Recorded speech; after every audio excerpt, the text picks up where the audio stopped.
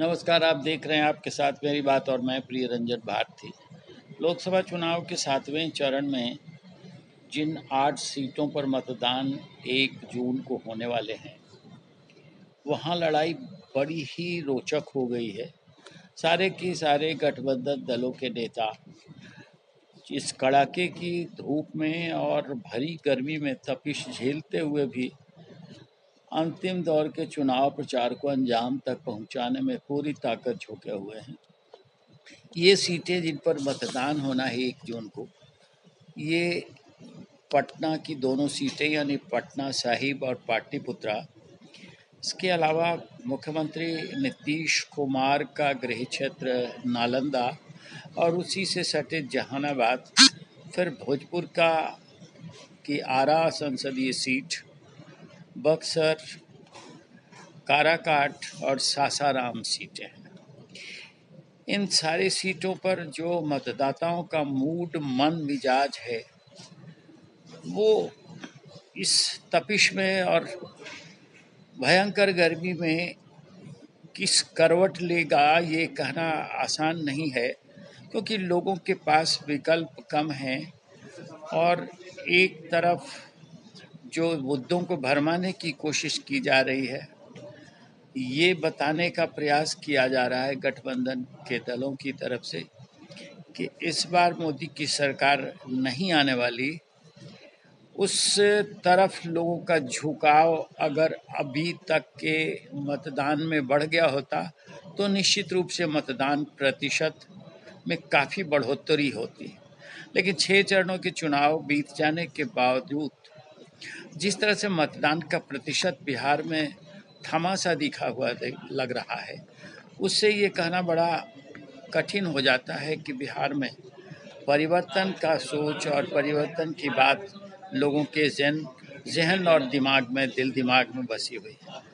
कुल मिलाकर के जिस तरह से सरकार ने, अभी वर्तमान सरकार नरेंद्र मोदी की सरकार ने लोगों को जन कल्याण योजनाओं से जोड़ा है और लोगों को लाभान्वित करने की योजनाएं चलाई हैं, उन सब का लाभ लेते हुए मतदाताओं में एक साफ संदेश जाता हुआ दिखाई देता है कि विकल्प नहीं है मोदी के खिलाफ और उस सरकार के खिलाफ लोगों में गुस्सा नहीं है।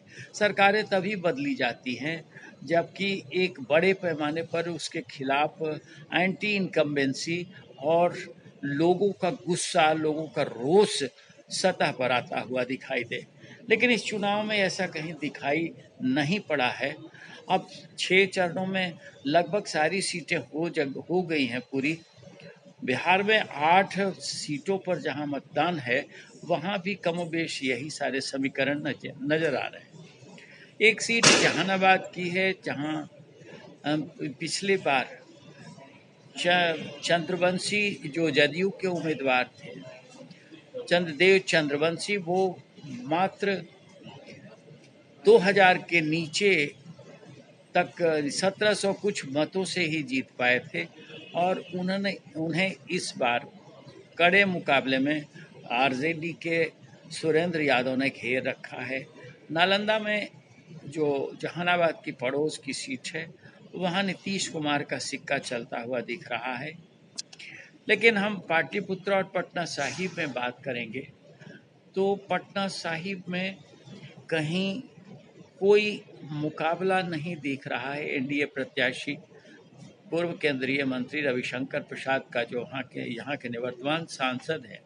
लेकिन पाटलिपुत्रा में थोड़ा सा छपरा की घटनाओं के बाद जिस तरह से वहाँ हत्या हुई है, यादव समाज के जो युवक मारे गए हैं, उसे लेकर लोगों में रोष है और ये अंदेशा, ये आशंका बनी हुई है कि वो यादव समाज के वोटर्स उस गुस्से के साथ लबरेज होते हुए एकाग्र होकर वोट करेंगे और वो खतरा पैदा कर सकता है। लेकिन खतरा कितना पैदा होगा, ये महत्वपूर्ण रूप से देखने की बात है।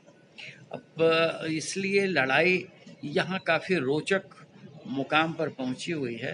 मीसा भारती जो राष्ट्रीय जनता दल के सुप्रीमो लालू प्रसाद यादव की बड़ी बेटी हैं, वो पिछले 2 बार से लगातार चुनाव हार रही हैं रामकृपाल यादव के हाथ है, लेकिन जीत का मार्जिन और हार का अंतर बहुत बड़ा नहीं रहा है।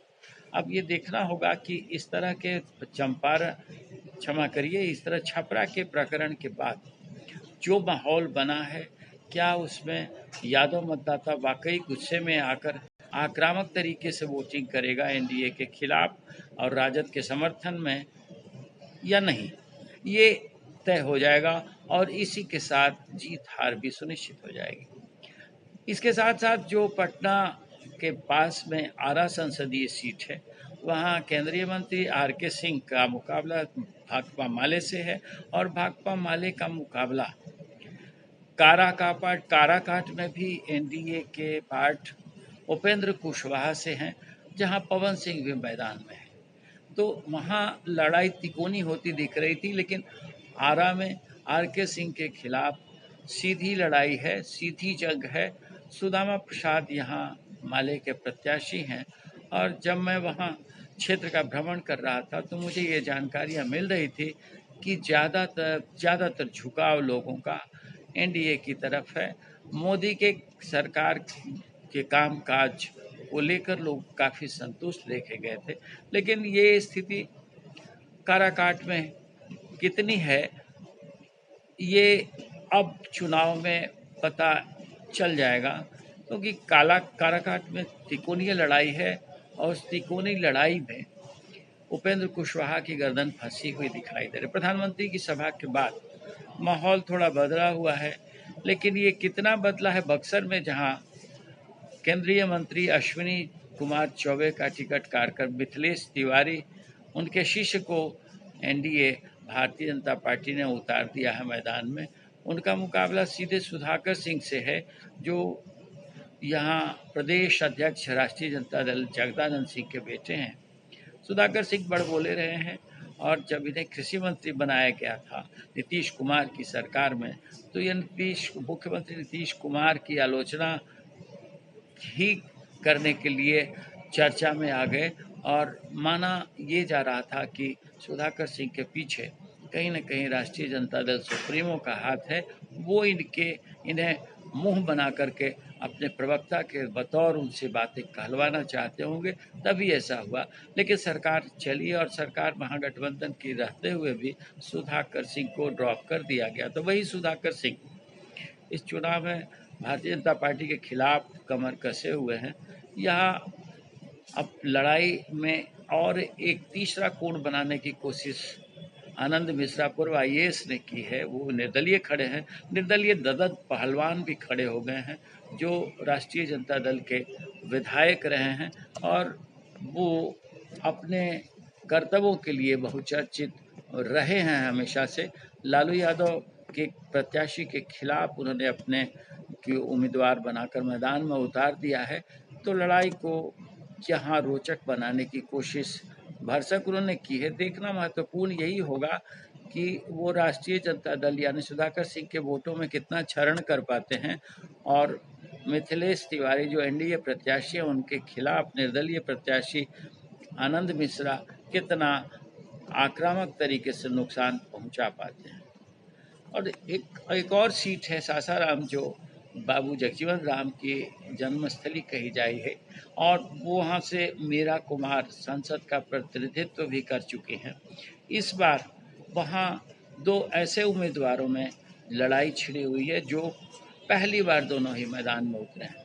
शिवेश राम यानी एनडीए के प्रत्याशी के रूप में मैदान में हैं, दूसरी तरफ मनोज राम कांग्रेस के उम्मीदवार हैं। ये दोनों ही प्रत्याशी उस क्षेत्र में अपनी लड़ाई को रोचक बनाने के लिए काफ़ी मेहनत तो कर चुके हैं, लेकिन दोनों का नयापन जनता में उत्साह नहीं भर पा रहा है। लड़ाई है बड़ी रोचक, लेकिन इस भरी गर्मी में और इतनी कड़ाके की धूप में मतदाताओं का मन मिजाज गर्म है। वो शीतलता चाहते हैं और शीतलता उन्हें नहीं मिल पा रही है। देखना यही महत्वपूर्ण होगा कि 1 जून का मतदान इन 8 सीटों पर क्या रंग दिखाता है और ये सभी एनडीए की जो सीटें हैं उसमें से कितना एनडीए बचा पाता है और कितना उसके पाले से निकल पाता है। ये तो खैर सारी चीज़ें जो हम आपसे साझा कर रहे हैं 4 जून तक लंबित है। 4 जून को ये सारे नतीजे जब आ जाएंगे तब इस पर कहना आसान हो जाएगा कि मतदाताओं का मूड क्या था और मतदाता क्या चाहते थे। तब तक आप इंतज़ार करिए और बने रहिए हमारे साथ, देखते रहिए आपके साथ मेरी बात। फिर मिलते हैं। नमस्कार।